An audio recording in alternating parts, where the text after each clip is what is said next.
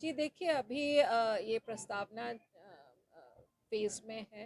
अभी हमारे पास लिखा पढ़ी में कोई चीज़ नहीं आई है, पर निश्चित रूप से प्रस्तावित है।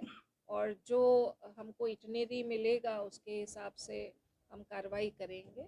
और ये आने वाले दिनों में जब कंफर्म होगा तब इस पर चर्चा की आपने जाएगी। त्योहार की बात की है, मुहर्रम आ रहा है रिसेंटली, सबसे पहले उसमें 10 से 12 फीट ऊंचाई का ताजिया मैक्सिमम बताया है। जी। कई जगह रोड ब्लॉक भी किया जाता है और डीजे की लोग भी जी। उसको किस तरह से फॉलो करें? जी देखिए, इसमें हम लोग ये लास्ट मिनट पे इस पे नहीं काम करते हैं। हम इसमें पहले से ही काम करने लगे हैं।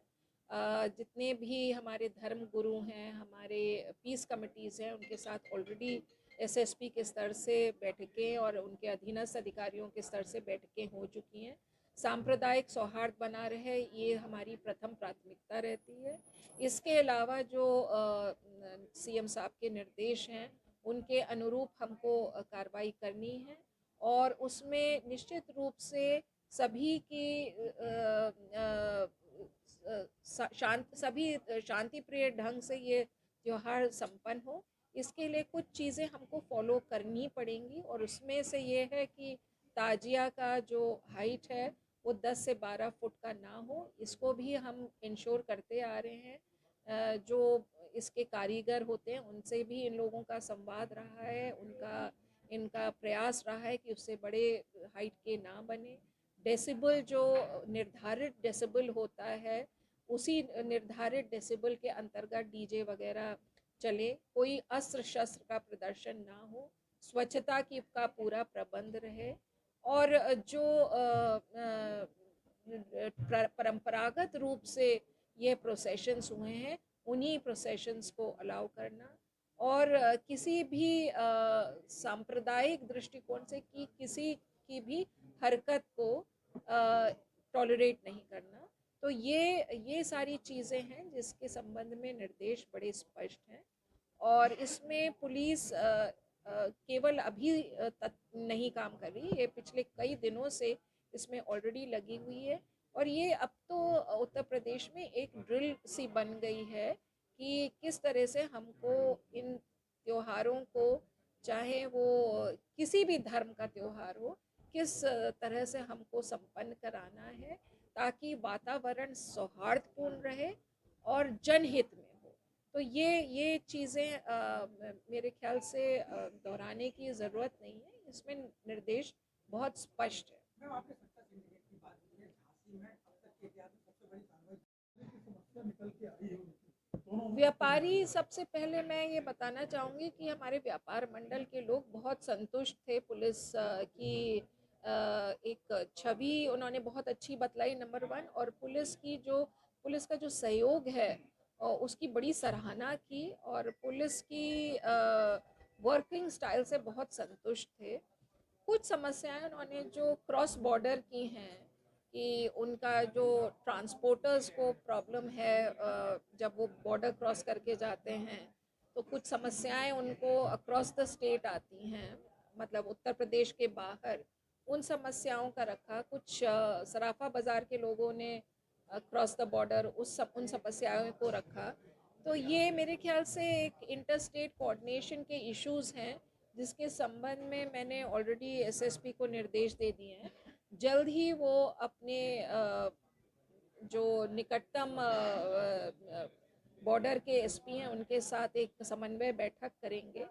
और हमने आह्वान किया है कि जो भी वो व्यापार मंडल के लोग इस तरह के क्रॉस बॉर्डर इश्यूज बताना चाहते हैं, वो अपने लिख के हमको दे दें, जिनको हम इस बैठक में टेकअप करेंगे।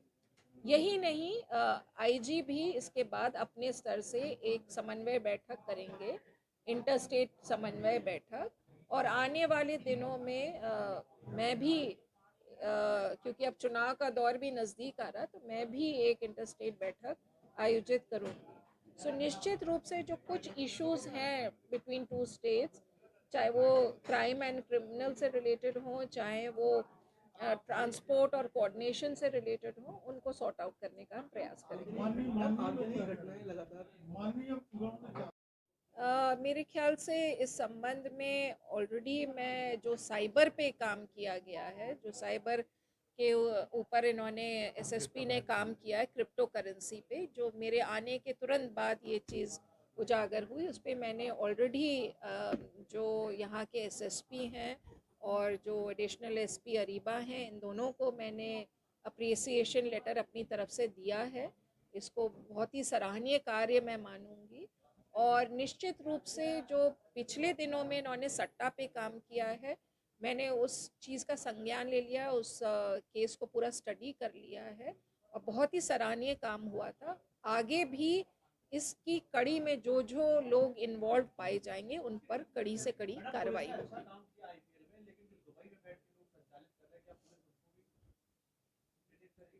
जी उस पे भी जी उस पे भी कार्रवाई हो रही है। उस पे भी जो पुलिस की प्रक्रिया होती है वो पूरी अपनाई जा रही है। जी वही मैं आपको बता रही हूँ, जो वांटेड हैं वो they remain wanted as of now, वो हमारी लिस्ट से डिलीट नहीं हुए हैं, दे आर वांटेड। सो इसका मतलब है कि पुलिस उनके प्रति भी प्रयासरत है और उस पर भी जो कार्रवाई अपेक्षित है निश्चित रूप से हो। जो बेसमेंट में हॉस्पिटल में बेड वार्ड चल रहे हैं, बेसमेंट की कभी भी जाकर के बाहर के लोग या बाहर के आपके अधिकारी जाकर के वहाँ चेक नहीं करते। या बेसमेंट में जो कोई इन्वेस्टिगेशन की वजह वहाँ पर भी अपना व्यवसाय गतिविधियों को अंजाम देते हैं। इन पर कोई मतलब लगाम रखी जाएगी कि नहीं? जी देखिए इसमें घटना जब होती है तो पुलिस के ऊपर पूरी बात आ जाती है कि उन्होंने क्यों नहीं चेक किया, जबकि गलती उनकी होती है पुलिस को उसमें। जी तो ये सवाल तो आपको संबंधित विभाग से करना चाहिए। पुलिस नहीं वो तो ठीक है, सीएफओ की मुखिया तो एनफोर्समेंट पॉइंट ऑफ व्यू से हो ना, परंतु जो फायर की जो सर्टिफिकेशन वगैरह है वो तो अग्निशमन विभाग की गतिविधि है, तो वो उनको करना है। कोऑर्डिनेशन कर लेंगे। पर और जो जुआ और सट्टा की कार्रवाई है उसको बहुत सराहा। साइबर क्राइम पर जो कार्रवाई हुई है वो बहुत सराहा। कुछ छोटी मोटी चीज़ें उन्होंने इक्का दुक्का कहीं पे पुलिस के आचरण के संबंध में उन्होंने बेहतर सुधार लाने के लिए अपेक्षा अपनी जताई, तो वो नोट कर लिया गया है। ओनली सम स्ट्रे इंसिडेंट्स इधर उधर, तो वो उस पर निश्चित रूप से उन्होंने नोट कर लिया है, कार्रवाई करेंगे।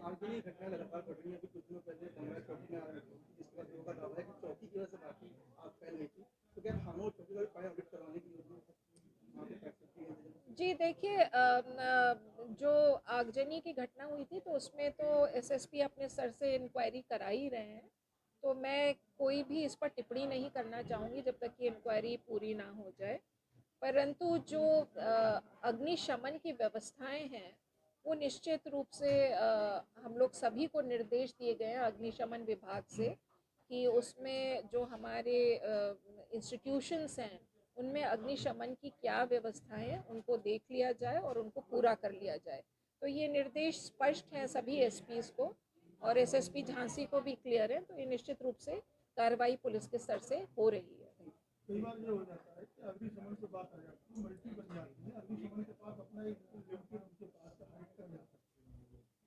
लेकिन और जो विभाग है एडमिनिस्ट्रेशन के एग्जीक्यूटिव पावर है या और लोग हैं, ये उस पर ध्यान नहीं देते, तो घटना हो जाती है वो कोऑर्डिनेशन के साधन के साथ जब मल्टी बनती है तो उसमें ऐसे कौन होना चाहिए आगे हाइट के लिए नहीं तो वो तो ऑलरेडी जो फायर सेफ्टी ऑडिट होता है, जब कंस्ट्रक्शन होता है उसमें फायर के सर्टिफिकेट्स लिए जाते हैं, तो उसमें फायर सेफ्टी ऑडिट रिलेटेड एक कार्रवाई होती है, उनके सर्टिफिकेट लिए जाते हैं तभी वो बिल्डर बना सकता है। तो ये तो एनओसी जब तक की नहीं होगी आप बना नहीं सकते हैं।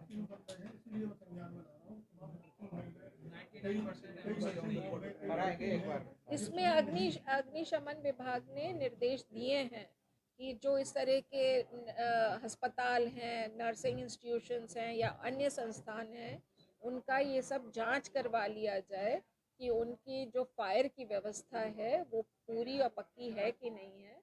तो ये सब निर्देश दिए गए हैं जो जिलाधिकारी और एसएसपी के स्तर से इसमें चेकिंग की जा रही है।